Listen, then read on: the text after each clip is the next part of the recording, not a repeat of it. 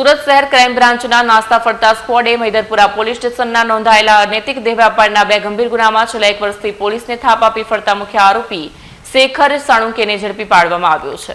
સુરત શહેર ક્રાઇમ બ્રાન્ચના નાસ્તા ફરતા સ્ક્વોડે મૈદરપુરા પોલીસ સ્ટેશનમાં નોંધાયેલા અનૈતિક દેહ વ્યાપારના 2 ગંભીર ગુનામાં છેલ્લા 1 વર્ષથી પોલીસને થાપ આપી ફરતા મુખ્ય આરોપી શેખર ચુડામણ સાણુકેને ઝડપી પાડવામાં આવ્યો છે।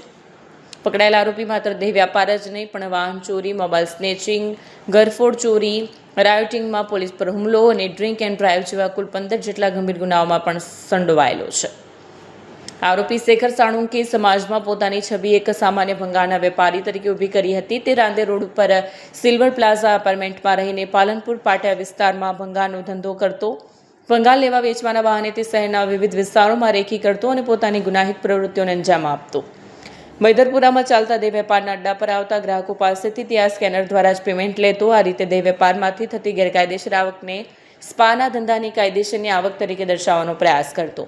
ઘટનાની વિગત મુજબ 26 માર્ચ 2025 અને 31 ઓગસ્ટ 2025ના રોજ મૈદરપુરા પોલીસ અને AHTU સેલે સંયુક્ત રીતે બુરહાનીપુરા વિસ્તારમાં એક મકાનના બીજા માળે રેડ કરી હતી। આ સ્થળે મહિલાઓ પાસે પરાણે દેહ વ્યાપાર કરાવી આર્થિક લાભ મેળવવામાં આવતો। પોલીસે તે સમયે કુલ 6 મહિલાઓને નરકમાંથી આઝાદ કરાવી હતી।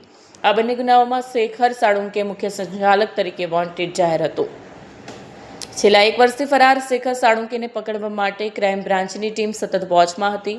બાતમી મળી હતી કે પાલનપુર પાટિયા 3 રસ્તા પાસે આવવાનો છે। પોલીસે ગત રાત્રે ચોક્કસ પ્લાનિંગ સાથે તેને ચારે બાજુથી ઘેરી લીધો અને નાસવાની તક આપી નહોતી।